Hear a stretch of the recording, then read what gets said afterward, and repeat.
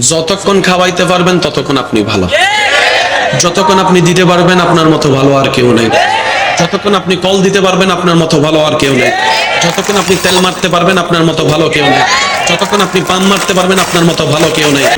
যতক্ষণ আপনি নিজের শরীরের ঘাম জড়ায় জড়ায় চুলার সামনে রান্না করতে পারবেন আপনার মতো ভালো আর কেউ নেই, যতক্ষণ আপনি নিজের ঘুম হারাম করে অফিস চাকরি ব্যবসা করবেন আপনার মতো ভালো আর কেউ নেই, যতক্ষণ 2টা মাস দেওয়া বন্ধ করেন, এই দুনিয়ার আপন মানুষগুলাই বলবে